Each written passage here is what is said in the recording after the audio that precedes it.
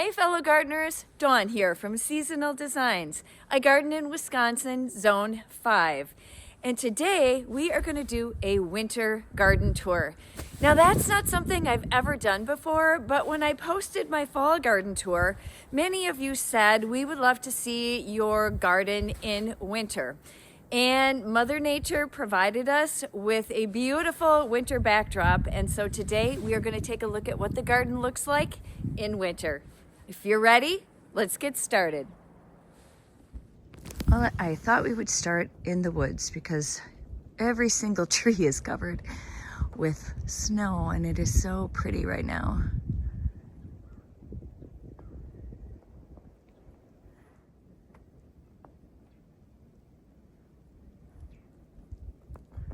The snow totally transforms the landscape, as you all know, and really changes it. So I'm probably not going to be talking about a lot of plants, but you're going to see why I don't cut my perennials and such down until spring, because it gives the snow something to stick to and just makes things really pretty. Now, if you have low growing stuff and you get 6 inches of snow, just little mounds. This is what is under the snow. Now, this area we're looking at right here is at the entrance of the paths that wander through the woods. And this area here on the right has been in for probably 3 or 4 years. But as I am going to be scanning to the left, this area is actually brand new, and it's one that I did in a partnership with Monrovia. All of these gorgeous plants are from Monrovia, and I just couldn't be happier with the way this area turned out. This is from July 29th, and I had just planted all of this in the ground probably the end of May. And it really did so well this year, and I'm really looking forward to what it's going to look like in 2025 because everything just looked so nice this year. I'm only expecting it to be more gorgeous and more lush next year. And then as I'm scanning over here, this is the astilbe. It was a hot pink color, and in just a minute you're going to see what it looks like under snow. But here, this astilbe that I left up, you know, it just adds that kind of texture to the winter landscape.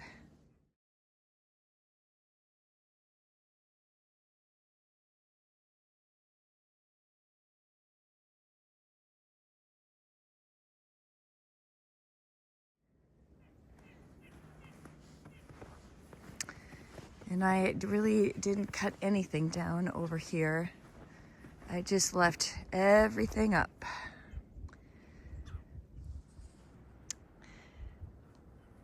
And then this is the prairie side of the drive as you're coming in. Little bit of blue up there in the sky. I think it's going to clear up today. And then the grasses, you can see the heavy snow really does knock some of it down.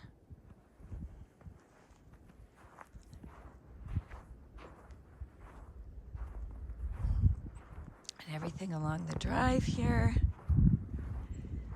And of course the hawthorn trees, they just are really hanging on to that snow. Last year, a heavy snow took the tops off of both of them. You can see the one there on the right is much shorter because the top completely was removed by heavy snow.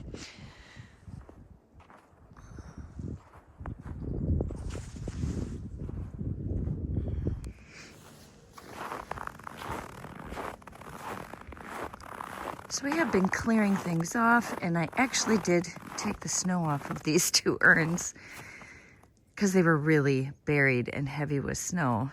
And I thought, and plus like the snow that got blown off the driveway hit them. So it just goes to show you that how I secured them in place was working quite well. But I didn't think you'd see the lights with them being covered with all that snow.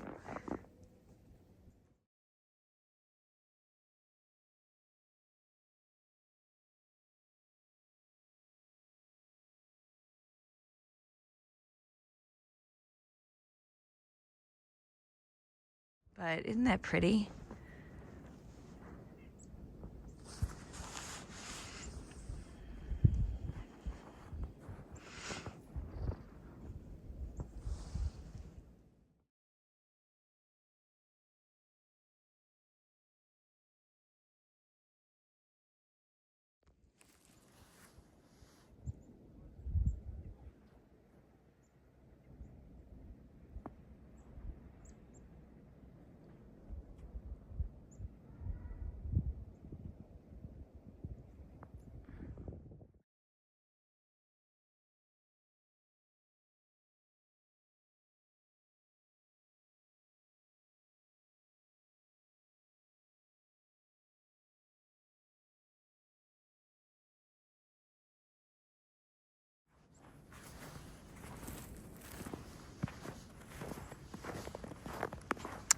Now normally we protect the boxwoods with burlap, and we didn't this year. That's a job my husband usually does, and he did not do that this year. So this snow does help, although it is heavy. As it gets colder, it can crush them, so I'm kind of torn between removing it and keeping it on there.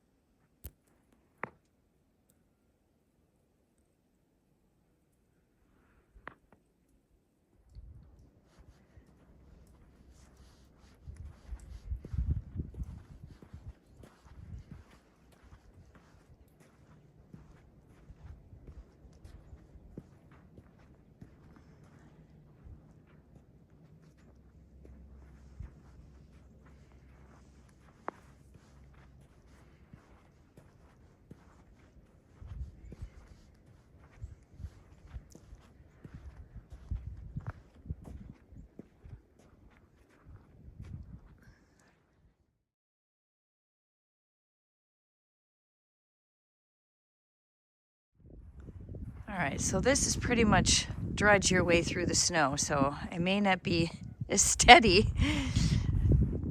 but you can. We'll get out underneath this pine tree here and head over towards the greenhouse. You can see the prairie. We leave that up too, but you can see why. It just gives so much texture, and the snow sometimes sits right on the top of the flowers. It's really, really pretty.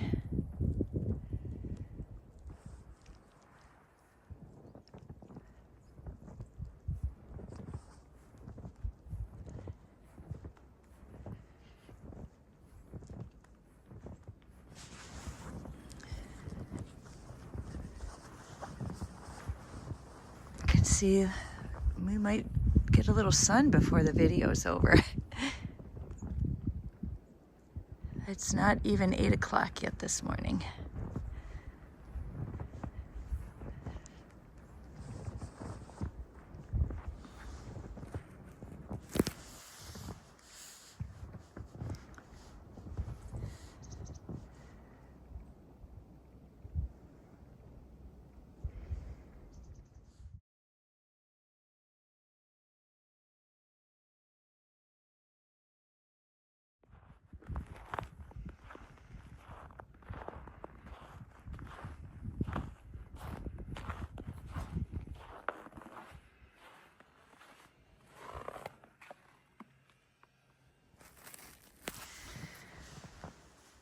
So this is my allium here. think this one was Millennium. But isn't that so pretty? Even though we got at least 6 inches of snow, they're stiff enough to remain, and they're tall enough that they didn't get buried, and then they kind of just add so much to the landscape. The snow kind of sticks on them like little white beanie caps on top of each of the seed heads. I just think it's so pretty.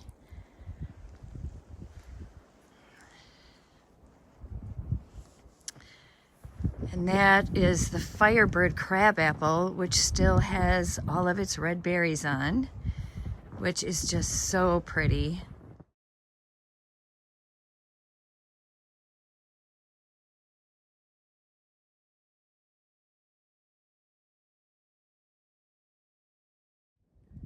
Just adds so much to the winter landscape. And of course, my containers add a lot. I mean, they are big mounds of snow, and I probably, well, maybe I'll uncover them. We'll see how much of a glow we get out of these.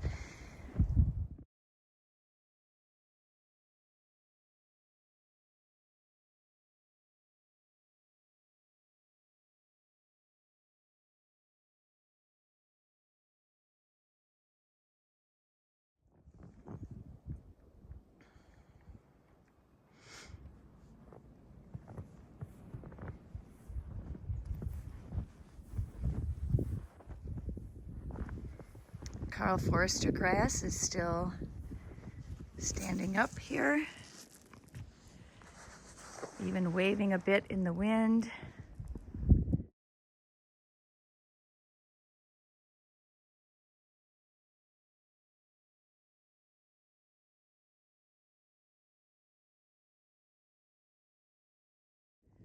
And then, of course, any pine trees you have are just going to be glorious, covered with snow.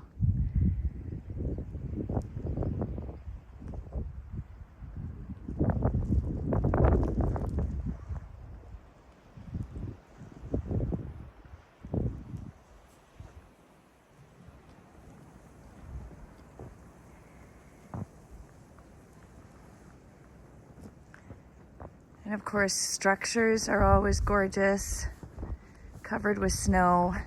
Oops, somewhere, I think I'm on the walkway here, I can't even tell.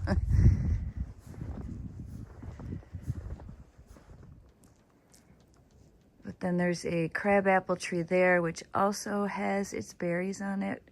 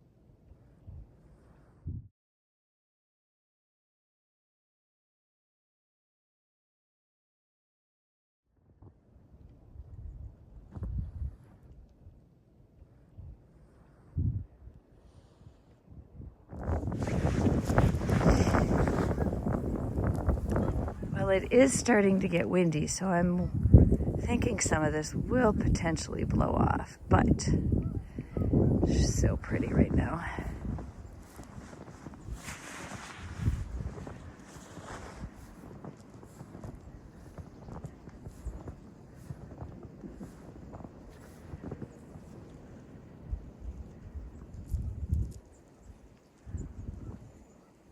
Maximilian sunflower with its seed pods.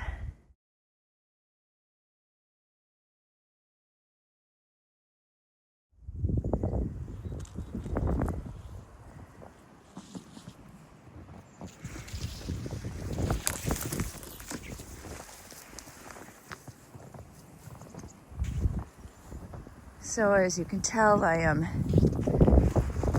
walking out here in the prairie. Again, there's a fair amount of snow, so I don't know how stable I am. My apologies.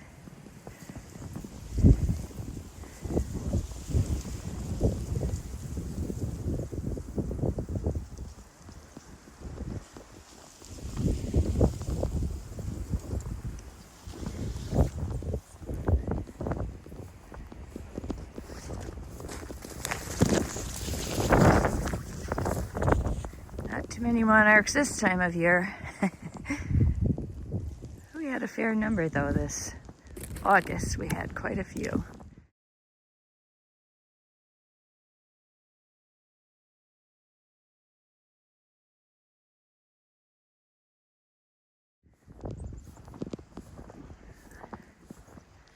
All right, so you can see the grass out there.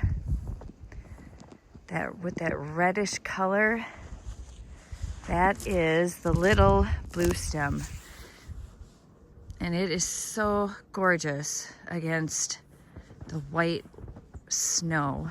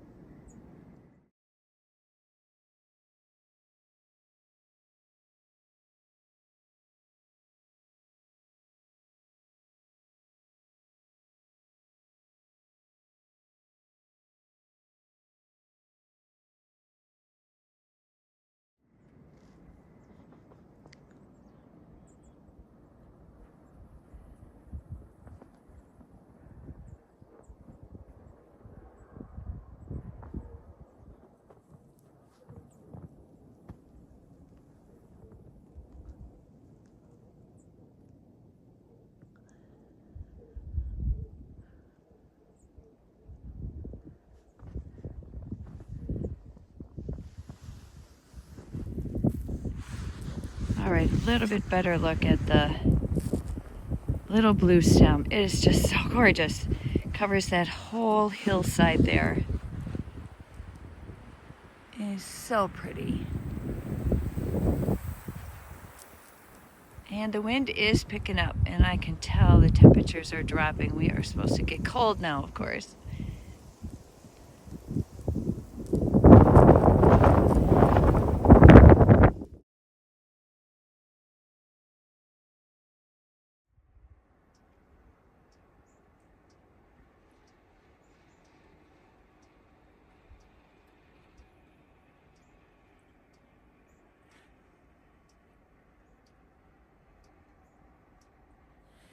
Well, that is going to be it for today's tour. I hope you guys enjoyed, and I hope you guys have a great holiday season. Thanks so much for watching. We'll see you in the next one.